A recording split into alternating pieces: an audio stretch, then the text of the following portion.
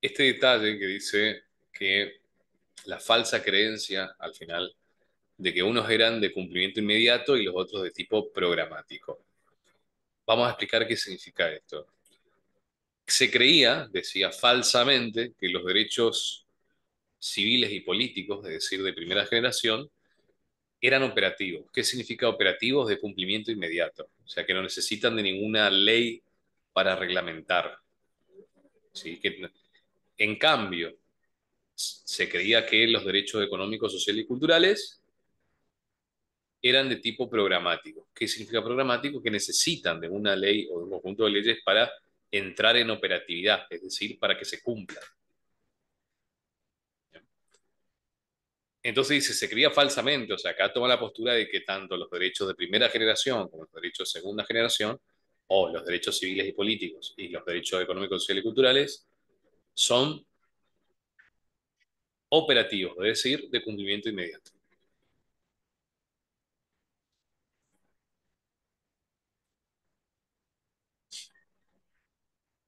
Bueno, empecemos con la otra partecita. Si bien la conferencia de Teherán, le da ahí. Comenzó a hacerse presente la idea de integralidad de los derechos humanos. La defensa más clara se llevó a cabo en la Conferencia de Viena de 1993. En gran medida, este es un pronunciamiento político en defensa de la unidad de los derechos humanos. La idea central es abatir esta lógica jerarquizada que se había dado a los derechos humanos por una contraria en donde todos los derechos son igualmente importantes para cumplir su objetivo final, la dignidad humana. Bueno, acá tenemos dos ideas. Uno, estamos hablando de escenarios políticos temporales, es decir, de dos conferencias, una en 1968, otra en 1993, que tratan el tema de la integralidad de los derechos humanos. Ya decía en la conferencia de Teherán que no había jerarquía, pero recién se lo dijo bien con voz alta en la conferencia de Viena de 1993. Y que esto es importante para alcanzar la dignidad humana. Entonces, ¿qué significa que cuando hablamos de la unidad de los derechos humanos, es decir, que no hay una jerarquización? Esto se da por primera vez en 1968, de manera definitiva en 1993, Teherán, Viena, para alcanzar la dignidad humana. Esas ideas tienen que estar marcadas con las palabras que vos quieras marcar ahí, ¿sí? Y ahí podemos poner ya una llave, porque acá ya estamos hablando de algo concreto, que es el tema de la unidad de los derechos humanos. Entonces se pone una llave y escribimos la unidad de los derechos humanos en el cuadro.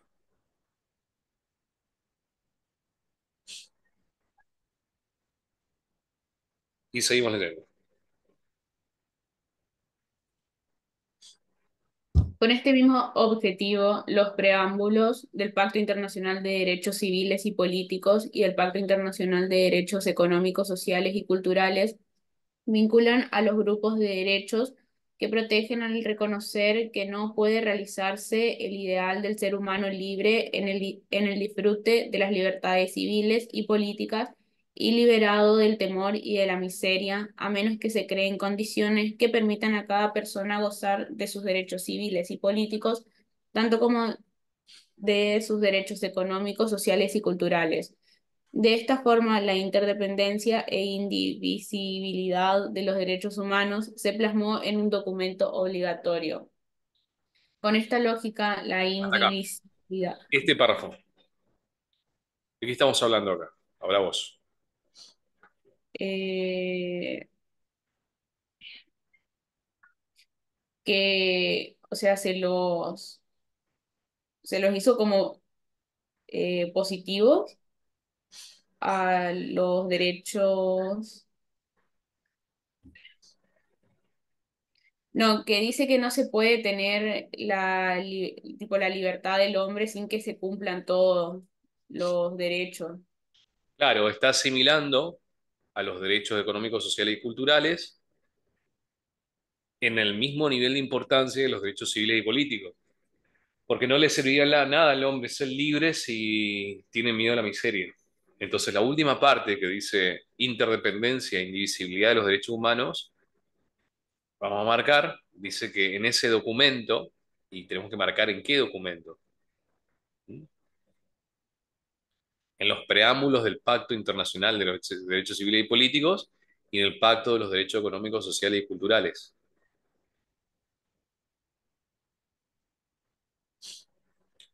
Acá, ¿de qué estamos hablando? Para escribir la llave. Estamos hablando de la interdependencia e indivisibilidad de los derechos humanos. Derechos humanos vamos a abreviarlo con DDHH, ¿no? Ah, sí.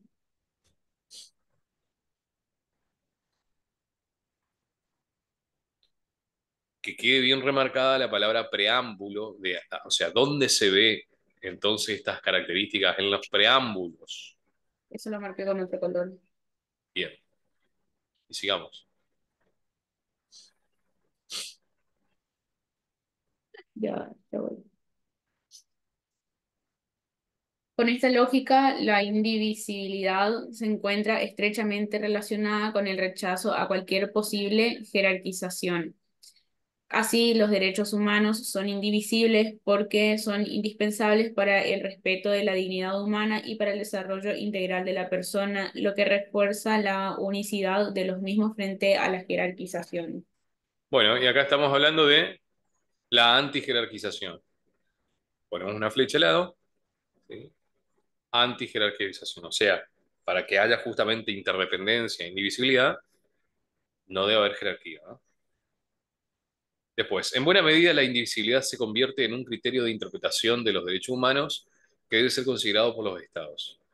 El aspecto central de este criterio es que los estados no están autorizados a proteger y garantizar una determinada categoría de derechos humanos en contravención de otra, sino que todos los derechos humanos merecen la misma atención y urgencia. Entonces va a marcar que los estados tienen que tratar con la misma atención y urgencia, ¿sí? Fíjate que marcar para que te quede corto, no todo subrayado ni todo marcado. La idea acá es que los estados no pueden hacer favoritismo con una categoría en detrimento de otra. Merecen la misma atención y la misma urgencia, eso tiene que estar marcado. Después, por su parte, la interdependencia pone énfasis en la interrelación y dependencia recíproca entre las diferentes categorías de derecho. Por ejemplo, el derecho a la salud tiene aparejadas claras relaciones con el derecho a la alimentación y la vivienda digna, así como al trabajo en condiciones adecuadas. Asimismo, mientras que la interdependencia pone énfasis en el cumplimiento de las obligaciones relacionadas con los derechos humanos, la integralidad enfatiza la relación de derechos en los actos violatorios cuando se violenta un derecho. Es muy probable que también otro sea vulnerado. Con esta lógica, la existencia real de cada uno de los derechos humanos solo puede ser garantizada por el reconocimiento integral de todos ellos. En este párrafo, chico, sí vamos a hacer una pincelada donde dice, la interdependencia pone énfasis desde la interdependencia hasta actos violatorios.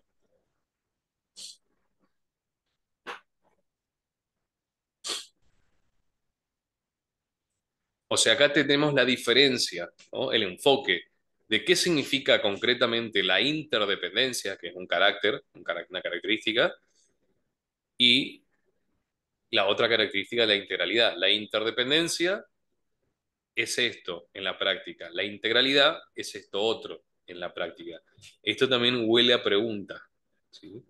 ¿Cuál es la diferencia? Tal cosa, y tenés opciones. Bueno, la interdependencia, tal, la integralidad, tal cosa. Otra de las características de los derechos humanos es que suele ser muy controvertido en su carácter de absoluto. Esto se debe a que en la actualidad es comúnmente aceptado que ningún derecho es absoluto, todos los derechos son susceptibles de regulación y el grueso de los derechos, salvo los considerados ius cogens, que son una categoría de derecho que vamos a ver después, en contexto específico y bajo procedimientos especiales son susceptibles de suspensión.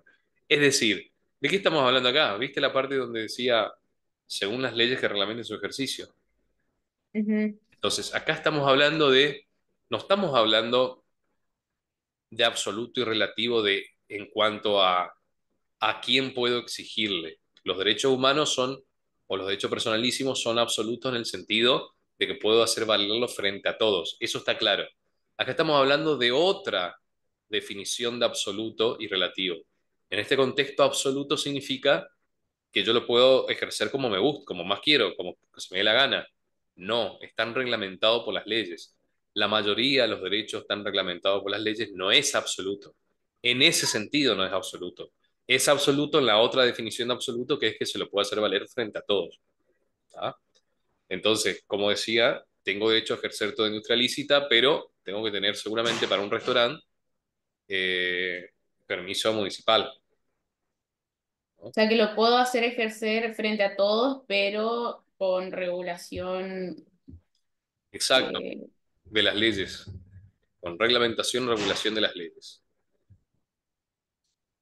Así sería. Ahí podemos poner una llave como no son absolutos y como para recordar el ejemplo, ponemos 3 puntos y entre comillas, según las leyes que reglamenten su ejercicio, cerramos comillas, entre paréntesis, artículo 14 CN, que en adelante va a ser Constitución Nacional.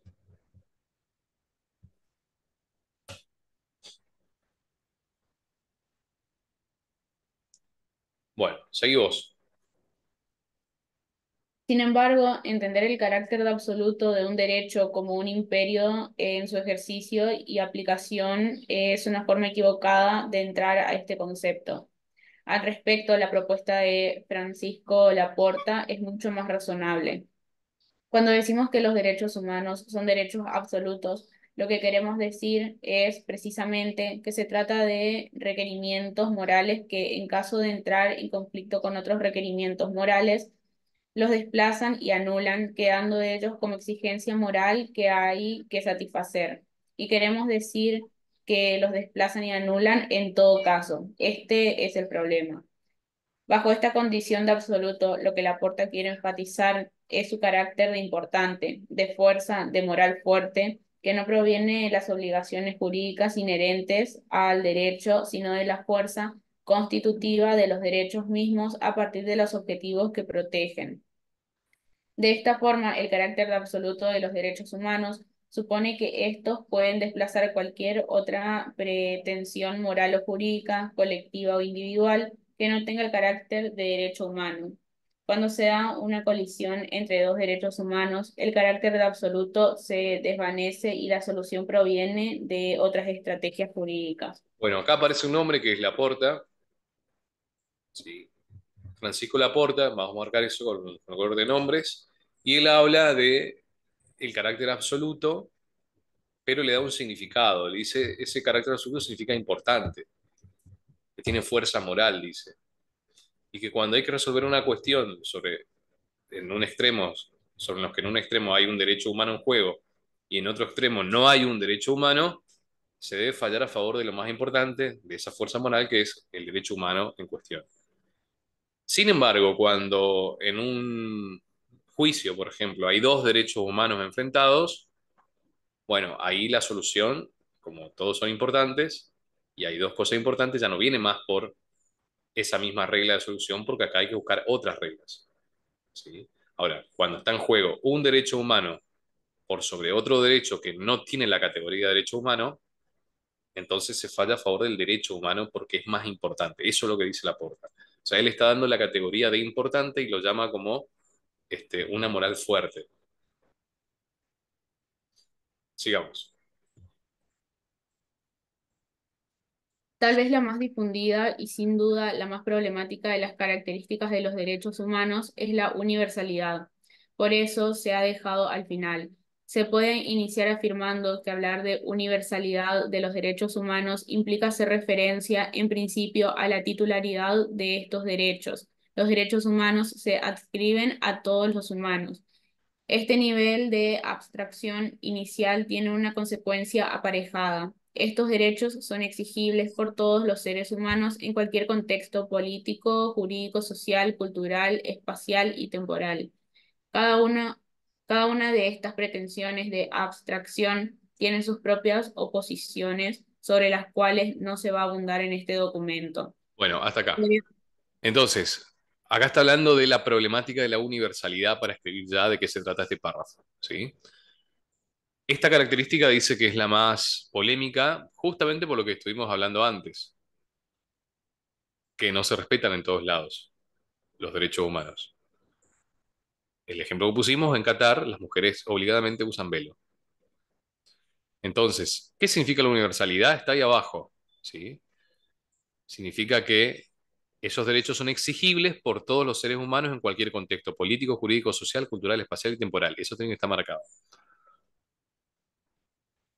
Bueno, ahora la crítica que le hacen la universalidad dice que no se va a tratar en este documento. Yo te las conté de onda en el sentido de que la crítica es, y hay en todos lados humanos, pero no se respetan en todos lados. Ujú, Luego, podría considerarse que ciertos derechos especiales dirigidos a grupos en situación de vulnerabilidad ponen en duda la universalidad de los derechos humanos, pero no es así. El reconocimiento de necesidades específicas para estos grupos en condiciones, incluso a veces estructurales, de desventaja solo tiene como objetivo que dichos grupos pueden gozar del ejercicio pleno de sus derechos. Vamos a hablar de este tema que es un tema importante en derechos humanos. También la universalidad tiene que ver con este tema son los grupos de situación de vulnerabilidad. Nosotros tenemos el principio de igualdad ante la ley, artículo 16 de la Constitución, y ese principio también está reproducido en varios tratados internacionales de derechos humanos, el principio de igualdad ante la ley y todo eso. Ahora, este principio va a tener excepciones que en realidad no es que hayan personas o grupos con privilegios, sino que se parte de una desigualdad muchas veces estructural, que justamente para lograr la igualdad hay que tener como cierto favoritismo. Vamos a poner un ejemplo que no es de derechos humanos para entender de qué estamos hablando en cuanto a esta idea. El derecho laboral, es decir, el conjunto de normas que regulan la relación entre empleador y empleado en Argentina, es pro operario, es un principio pro operario. Literalmente hay un principio que se llama pro operario. ¿Qué significa? Que uno lee, por ejemplo, la ley de contrato de trabajo, que es la ley madre de que rige el derecho laboral, además de la Constitución, artículo 14 bis.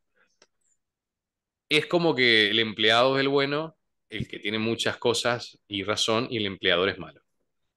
¿Por qué? ¿Por qué nos parece eso? Claro, porque se parte de la idea de que, claro, el trabajador, al estar dependiente técnica, económica, jurídica y de facto, es decir, de hecho, del dependiente, del empleador, está como una situación de desventaja.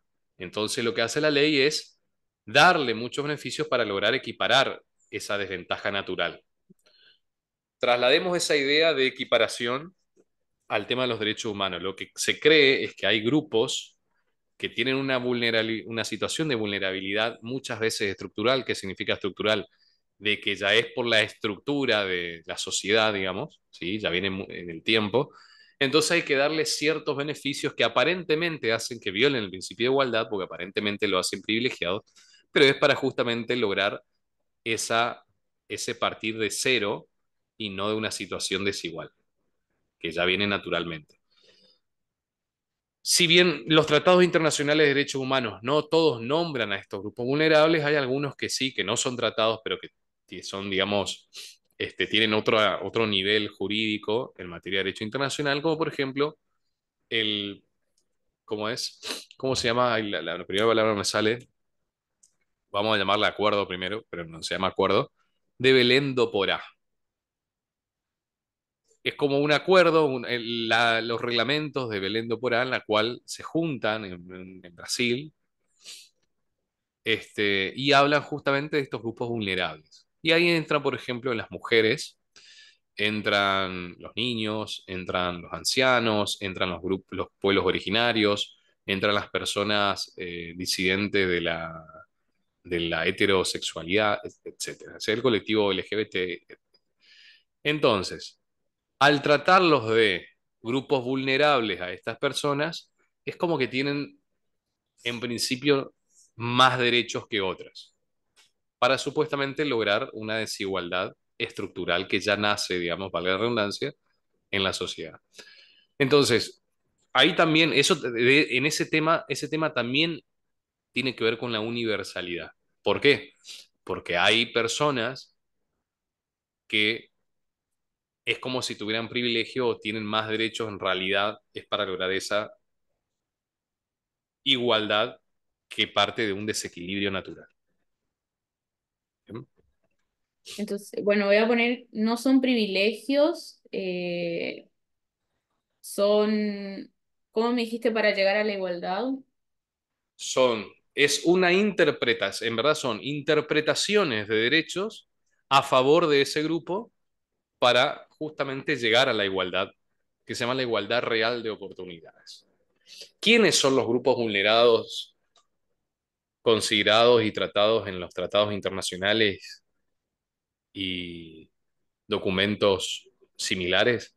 Son las mujeres, los ancianos, los niños, las personas de pueblos originarios, el colectivo LGBT, etcétera. No, etcétera, no, eso. En la Convención de los Derechos del Niño, Niñas y Adolescentes, de los niños y adolescentes, está mencionado eso. Son los niños y adolescentes.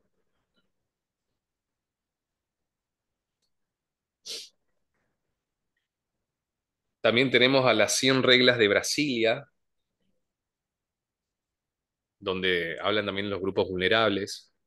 Entonces, ¿qué tienen que hacer los estados para justamente lograr la igualdad real de oportunidades, no solamente la igualdad ante la ley? Porque acá se parte de una idea que es una ideología en realidad, o sea, una idea de que una cosa es la igualdad ante la ley y otra cosa es la igualdad real de oportunidades. Ante la ley todos somos iguales, hombre, mujer, niño, adolescente, anciano, etcétera. La igualdad real de oportunidades, es decir, si bien ante la ley todos somos iguales, en la experiencia, y esta es lo que se cree, hay grupos que en realidad no cumplen, no se cumple con ellos esa igualdad porque le cuesta más, por ejemplo, la idea de a la mujer acceder a un empleo, la idea de a un travesti acceder a un empleo, ¿entendés? Entonces, para lograr la igualdad real de oportunidades, el Estado debe primero considerar esa idea madre, esa ideología, y segundo, hacer acciones positivas para lograr esa igualdad real de oportunidades. ¿Qué significa acciones positivas? Para eso hay que distinguirla con el derecho a la no discriminación. Vamos a suponer que hay un restaurante con una rampa para personas con discapacidad motriz, ¿sí? Bueno, ese restaurante está cumpliendo seguramente con normas de que hace el Estado que hacen la no discriminación, ¿bien? Justamente acá, esta semana en Corrientes, hubo una noticia de un colegio, que es el Colegio San José, un colegio muy lindo acá en Corrientes. La madre de una chica que se inscribió, que le quiso inscribir a su hija, que es ciega, publicó en las redes la respuesta que le dieron al colegio, diciéndole que no cuentan con los profesionales adecuados para atender esa necesidad, por lo tanto no se puede inscribir. Bueno, vamos a poner ese ejemplo. Ella alega discriminación, lo cual legalmente está en lo cierto, ¿sí? Se entiende también del colegio porque de verdad no tienen, eh, digamos, la formación para atender eso frente a 35 alumnos en un aula, no puede. Y para eso hay también otras opciones. Hay escuelas como institutos para chicos con discapacidad visual o ciegos. Ahora, la idea de que el Estado debe promover la no discriminación, vamos a suponer que este colegio la acepte, ¿sí? ¿Por qué? Porque tiene profesionales para atender esa necesidad. Bueno, ahí no estaría discriminando, ¿verdad? Esa es una no discriminación. ¿Qué sería una acción positiva? Que el Estado beque a las personas con discapacidad visual. ¿Por qué es una acción positiva? Porque está no solamente evitando la discriminación, sino que la está promoviendo a esa persona. Vamos al ejemplo del restaurante. Que el restaurante tenga una rampa y el Estado obligue a los restaurantes a tener rampa para el ingreso de personas con discapacidad motriz, es para garantizar el derecho a la no discriminación. Vamos un Ujú, paso más adelante. ¿Qué sería un paso más adelante? Las acciones positivas. El Estado da subsidio a los restaurantes que tengan ofertas especiales para personas con discapacidad motriz. Entonces, en ese lugar no solamente tengo una rampa, sino que además tengo un 20% de descuento en el menú que voy a pedir. Es una acción positiva. El Estado está promoviendo la inclusión de esa persona, ¿sí? Para lograr la igualdad real de oportunidades. ¿Por qué? Porque hay veces que la no discriminación o la igualdad ante la ley no es suficiente, ¿sí? Ahora, me voy a poner del otro lado como abogado del diablo, porque a vos te va a tocar a veces estar en la defensa de uno, ¿eh? o en la defensa de otro, porque también puede ser abogada del Estado en un caso o de la otra parte. Puede ser abogada del colegio o puede ser abogada de la madre. Entonces vamos a poner en las dos posiciones. Entonces, una posición distinta. Vamos a empezar por lo más polémico. Bueno, igualdad, claro, muchas veces el sexo femenino dice, no, igualdad para acceder a puestos, a cargos, ¿no es cierto? Y muchas veces pensamos que están exigiendo los puestos ejecutivos, pero yo no vi ninguna exigencia para ir justamente a trabajar en los postes de luz de la ADP acá en Corrientes o de poner nuestras cañerías, etcétera. Entonces parece que están exigiendo igualdad en los puestos ejecutivos, no en otros puestos. Guarda con eso, porque eso es generalmente tema de crítica, y no me odies por eso, porque tu condición de mujer, obviamente, es abogado del diablo. Vamos al tema LGBT. Y generalmente nosotros acabamos de estudiar que los derechos humanos no hay jerarquía. Por lo tanto, el derecho a la libertad de expresión tiene que valer lo mismo al derecho a no ser ofendido. Pero en realidad nos pasamos de ropa. Una cosa que yo te diga, mirá, ¿sabes qué? Te odio porque sos homosexual. Claro, yo no Mm. puedo decir eso, porque eso es legítimamente censurable o reprochable. Ahora, si yo le digo a un hombre de 50 años que se creó una nena de 8 años, como ese caso de Canadá famoso, mira, vos no sos una nena de 8 años, sos un hombre vestido de mujer, y la otra persona se ofende y su derecho a no ofenderse vale más que mi derecho a libertad de expresión, estamos en un problema, que es lo que está sucediendo hoy con ese colectivo que por en virtud del derecho a no ser ofendido frente a verdades, opiniones fundadas en verdades comprobables del resto de la sociedad, en vez de lograrle una equiparación justa, así como dijimos de la corte de calle, se censura al resto de la sociedad, llegando así a una desvirtuación de la democracia, que por concepto la democracia es el gobierno de las mayorías, con respeto de las minorías, estamos llegando a una dictadura de la minoría basado en el derecho inexistente a no ser ofendido. ¿Se entiende? Entonces, una cosa es que yo diga, reitero, te odio por ser homosexual. Y otra cosa es que te digo, mirá, yo respeto tus gustos, pero vos sos un hombre vestido de mujer y está bien que vos te creas mujer y te respeto y te voy a llamar, si vos me decís que te llamas María, yo te voy a llamar María. Pero no podés venir a exigirme que yo crea tu autopercepción, porque si no estarías violando mi derecho a mi autorrealización, libertad de expresión, derecho a la libertad de culto y a todo lo que yo creo.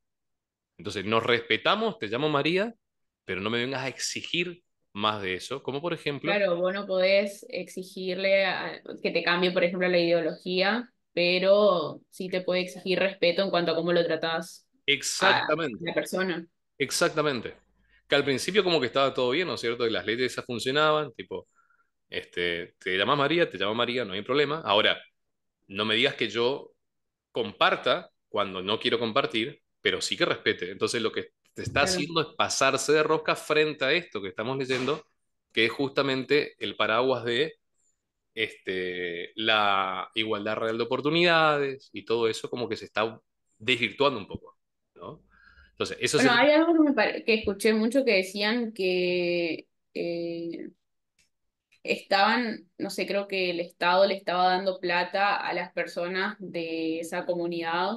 Sí, Y a mí particularmente me encanta todo ese tema, tipo, yo estoy re a favor, ajá, pero me parece que eso en realidad causa más discriminación que ayudar a las personas claro. en esa situación. Bueno, eso es un buen ejemplo, por ejemplo, de las acciones positivas. Ese ejemplo que nombraste es una acción positiva que hace el Estado para lograr eso que vimos que era la inclusión, ¿no es cierto? Porque con total razón dice, hay una desigualdad estructural de, si bien todos somos iguales ante la ley, el Estado no le da trabajo a personas por su condición de transexualidad o las empresas no le dan trabajo en su condición. Entonces el Estado va más allá, dice, bueno, vamos a intervenir y vamos a hacer esta acción positiva para que dar un cupo laboral trans o un cupo laboral femenino en el... Claro, eso es lo que en realidad ayudaría.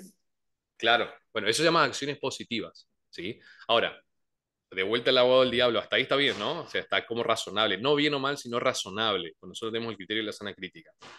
Ahora, Mm. suponiendo que vos sos una cristiana evangélica, ponele, y vamos a tomar el caso real de acá, y tenés que hacer una torta de casamiento, que es un caso que pasó, varios casos, para unos clientes, y no querés poner la torta con las dos parejas homosexuales porque va en contra de tu credo.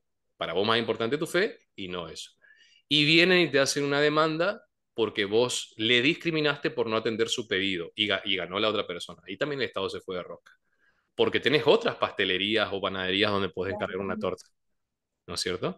Sin embargo, el Estado falló en contra de esta pareja, era una pareja de cristianos evangélicos que tenían una pastelería y les obligó a indemnizar a esa pareja de la comunidad LGBT que se sintió discriminada. Bueno, ahí estamos en una dictadura orwelliana de 1984 del Gran Hermano, ¿no? Entonces hay que tener cuidado con eso. Ujú, Muchas de las cosas que están, digamos, hoy, muchas de las cosas del cambio cultural que estamos viviendo, este cambio de por qué explica que ganó Milley, que ganó Trump, por qué, es porque se pasó de rosca con eso. Porque al principio estaba todo bueno, había armonía, paz.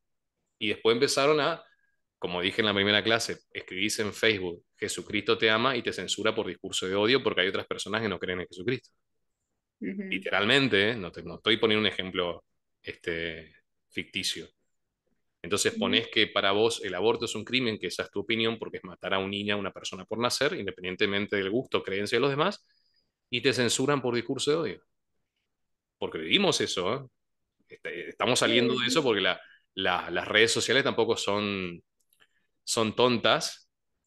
Ahora ya no te censuran tanto porque saben que en 2024 hay un cambio de gobierno en Estados Unidos, son de Estados Unidos, y justamente el que va a volver es Trump, y entonces te están como chupando la media a Trump ahora, pero en 2020 cuando perdió, en plena pandemia, no se podía publicar nada en las redes. Entonces uno se sentía desprotegido frente a eso. Y eso logró que muchas personas se harten de esa censura y empezó el cambio cultural. Entonces, ahora ya como que la gente no tiene miedo a hablar de esas cosas, ¿no? Me tocó en la facultad. 2019 no podía dar un ejemplo porque te venían las profesoras feministas encima. Hoy la gente habla con naturalidad, sin miedo, con respeto, porque hay un cambio cultural, pero es debido a que el Estado se pasó de rosca frente a esto. Pero estamos viendo el tema, ¿no? El tema es el respeto en cuanto a lograr la igualdad real de oportunidades. Una cosa es la igualdad real de oportunidades en un contexto democrático y otra cosa es la dictadura de la minoría por sobre las mayorías, ¿no? Bueno, sigamos. Dice, entonces, acá, fíjate que este parrafito habla de muchas cosas, ¿no? Por eso yo, una cosa es leerle, otra cosa es leerlo, explicarlo con ejemplos y todo eso. Que esos temas en realidad están un poquito más abajo. Entonces acá el tema de la universalidad no habla solamente del problema de que no se cumplen en todos lados, sino que habla también del tema de, y vamos a marcar, grupos en situación de vulnerabilidad. Entonces, para lograr que se cumplan en todos lados, hay que tener en cuenta que existe grupos en situación de vulnerabilidad y que el Estado debe hacer acciones positivas para incluirlos y protegerlos de manera sobreespecial en la sociedad. Y agregamos, sin pasarse de rosca, ¿no? Eso no lo escribía, pero para hacer síntesis de lo que hablamos. Por una lógica semejante, podría pensarse que la consolidación de los sistemas regionales de derechos humanos pone en entredicho la universalidad de estos. En la medida que la concepción, juridificación y garantía puede variar entre el sistema europeo, el sistema interamericano y el sistema africano, por ejemplo, entonces no queda clara la universalidad de estos derechos. Sin embargo, la universalidad y regionalización no son incompatibles. La segunda es una forma de concretar la primera a partir de las posibilidades específicas de cada región. Más aún, se observa una cada vez mayor interacción entre los diversos sistemas de garantía y protección de los derechos humanos que se espera redundarán en una mayor protección para la persona. Bueno, acá está haciendo una diferencia entre lo que es la universalización y la regionalización, que tienen que estar marcadas esas dos palabras en ese texto, y vamos a explicar. Si bien a veces la universalidad es imposible, lo que sí es posible es la regionalización. Y nosotros tenemos esto acá está haciendo un guiño al sistema de protección interamericano de los derechos humanos. Es decir, la región América está toda igualada. tenemos en toda América un sistema de protección internacional interamericano de los derechos humanos. Tenemos una organización que se llama Organización de Estados Americanos. Tenemos dos organismos de esa organización, que es la Comisión de Derechos Humanos, la Comisión Interamericana de Derechos Humanos y la Corte Interamericana de Derechos Humanos. Y es como que está todo homogeneizado. Es decir, lo que se cree que es persona acá, se cree que es persona en Estados Unidos, en Jamaica, en Costa Rica, en todos lados. ¿Sí? Entonces, si bien la universalidad es un poco difícil, la regionalización es fácil. Y eso se está haciendo. Las principales críticas a la construcción de universalidad de los derechos humanos provienen de dos rubros: la posible colonización que se realiza al pretender presentar valores de una sola cultura, la occidental, como universales, y el hecho fáctico de que los derechos humanos no son respetados en prácticamente ninguna parte del mundo, con distintas graduaciones en torno a las violaciones. Estos dos contraargumentos de la universalidad nos llevan necesariamente a la defensa de la idea central de los derechos humanos, que es la construcción de una vida digna. Explico. Acá está haciendo alusión justamente a lo que empecé a tocar hoy más temprano, que es el tema de que hay como una visión occidental acerca de los derechos humanos y que se quiere globalizar todo. Y cuando hablamos occidentalización de los derechos humanos, no estamos hablando de la cultura occidental de la que hablamos al comienzo de este curso. Estamos hablando de que un sistema, un conjunto de instituciones propias de Occidente, llámese Naciones Unidas, OEA, los gobiernos de las potencias, tienen una visión de los derechos humanos que la quieren imponer en todo el mundo. A eso se llama. ¿Sí? Y ahí volvemos al ejemplo de lo que hablamos la otra vez, de que es una de las causas posibles, porque son todo teorías, principales de por qué se ataca tanto a Rusia, una sociedad conservadora que no acepta a los grupos LGBT. De hecho, estas últimas 2 semanas criminalizó la manifestación LGBT, tiene un concepto de familia cristiano tradicional y no hay ciertas libertades públicas como si hay en el resto del mundo occidental. Entonces, la globalización de esa idea de derechos humanos, perpetradas por las instituciones globalistas de derechos humanos, intentan imponer en todas las culturas su visión occidental de derechos humanos. Pero se encuentran con la realidad fáctica, que no todas las culturas son lo mismo. ¿Bien? Bueno, se corta, enviamos un link vos y seguimos los últimos 15 minutos.